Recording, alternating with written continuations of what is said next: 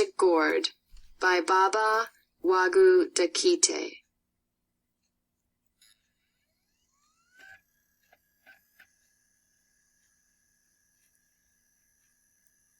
It all began when the sun refused to allow the clouds to gather, and there was no rain. First came drought, then came famine. Everyone was hungry, and it was then that Brother Rabbit wandered around the parched countryside searching for wild roots to feed his starving family. As he walked, he sang, "Fieku, fieku, warasakunte." Luck will come, life will be good. Suddenly, Rabbit was interrupted by a sweet little voice that called out, "Dogozan, Dogozan, rescue me from this thorny bush. My arms are being poked and scratched. Help me, and I will pay you well."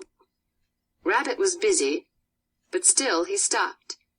"I will help, simply to avoid seeing my brother suffer," said Rabbit. Gently he lowered his hand between the thorny branches and saved the green chameleon. As Rabbit turned to leave, Chameleon called out to him once again, "Dogozan, don't go yet. Would you mind getting my gourd from the bush, too?" "A gourd?" cried Brother Rabbit. "You want me to scratch myself again for a little gourd?" "Please, Dogozan," begged Chameleon. "I will reward you well."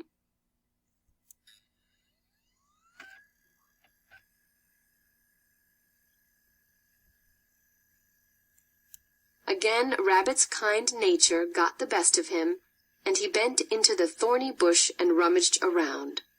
Rabbit brought out a beautifully decorated gourd and handed it to Chameleon, but Chameleon just said, "Keep it, it's your reward."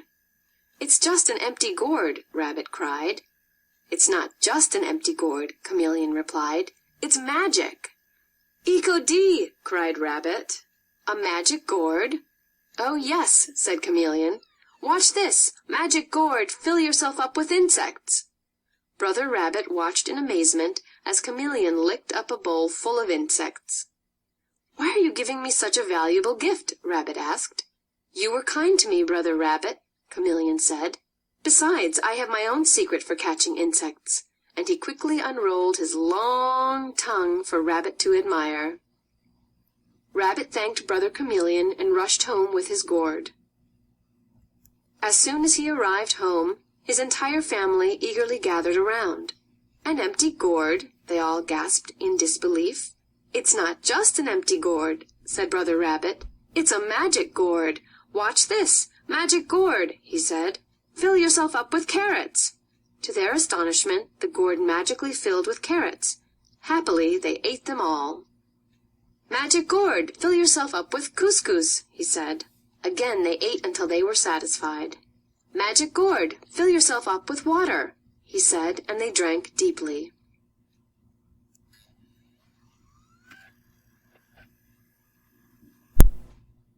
From that day on, Brother Rabbit's family drank and ate well. But as much as they wanted to keep the magic gourd a family secret, they also could not sit and watch friends and neighbors suffer. So they invited them to share their meals every day. And this is how word floated around from one to the other until it came to the house of Mansa Jugu, the greedy king. One day the greedy king and his soldiers broke into Rabbit's compound and forced the little gourd away from him. Now, with the magic gourd in his possession, Mansa Jugu sat day and night commanding the little gourd to fill and refill with more and more gold.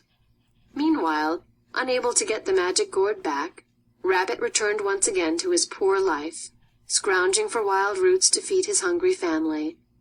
Despite the hardships of the moment, he still had courage to sing, "Fieku, fieku, warasakunte." Luck will come, life will be good. One day, while hunting for roots, Rabbit heard his name being called again. "Dogozan! Dogozan!" Recognizing the sweet little voice, he turned and looked in all directions. Slowly the chameleon came into view right next to him on a sparkling green rock. "Dogozan, what has happened to you?" cried Chameleon. "You look skinny and pathetic." Rabbit told him all about the greedy king who stole the gourd. Again Brother Chameleon offered a gift to Brother Rabbit. This time, it was the beautiful crystal rock he had been standing on. "What is this, Brother Chameleon?" asked Rabbit.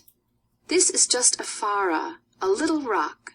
As soon as the words came out of his mouth, the rock leaped into the air and bounced off his head. "Ee-hee, fara!" cried Rabbit. "Stop! Stop!" Again the rock knocked his head.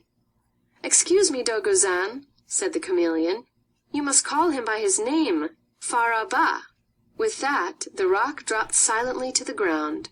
Rabbit thanked Chameleon for this unusual gift and returned home.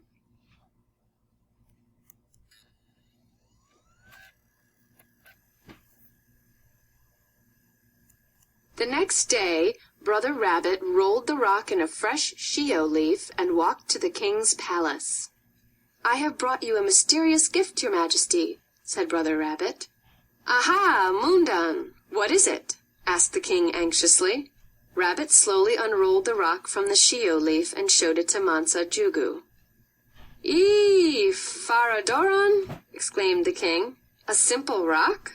And with that, the little rock began ricocheting off the head of the king. "Ato! Ato! Stop this rock!" cried the king. But no one could capture it. All day and all night the little rock played music on the heads of the king and his soldiers. The annoyance continued, and the king became troubled. Mansa Jugu was finally forced to call on Rabbit for help. Cleverly, Brother Rabbit demanded his little gourd back first. "You may take all the gold, but leave me the gourd," said the greedy king.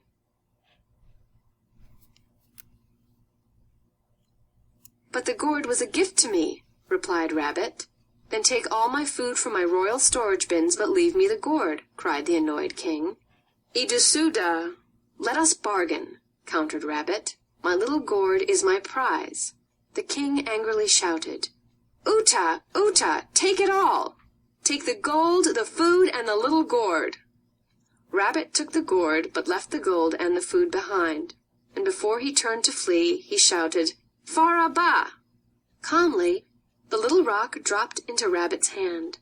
Fearing revenge from the king, Rabbit's family escaped to the country to join their faithful friend Chameleon.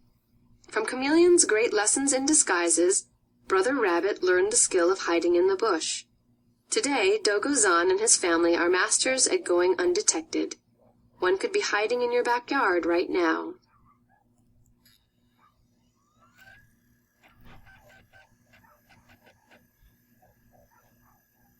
Mansa Jugu, the greedy king, and his soldiers felt embarrassed by their defeat at the hand of a rabbit and a small rock. The king could not believe that in his moment of weakness he had given away the wealth of his kingdom. Exhausted and hungry, the king sat down to eat before pursuing Brother Rabbit for revenge. Upon opening his storage bins, he was surprised to discover that all of his wealth and food remained. "Come eat," he called to his soldiers and servants. "Let us appreciate what we have been given." From this final kind act of Rabbit, the greedy king Mansa Jugu began to learn the importance of generosity and friendship. As for Rabbit and Chameleon, they have always understood that loyal friendships are the true treasures that make one rich. And for their many good deeds, all sang a song of praise to Rabbit and Chameleon. Glossary. Here are some words from the story that are in Bambara, the national language of Mali. Dogozan, Brother Rabbit. Mansa Jugu, greedy king. Mansa means ruler, Jugu means greedy. Idusuda, let us bargain, calm down. Ikodi, exclamation of surprise when a person doesn't believe what they have just heard. What did you say? Fara, rock. Fara-ba, Mr. Rock, title of respect. Fara-doran, a simple rock. Moondan, what is it? Shio, a bush with large leaves found in Mali. Ato, stop. Uta, take it all. Fieku, warasakunte. This is a chant of encouragement to give hope for survival in difficult times. Note: Bambara is a metaphorical language, So the English translation is not always literal. Not a literal translation.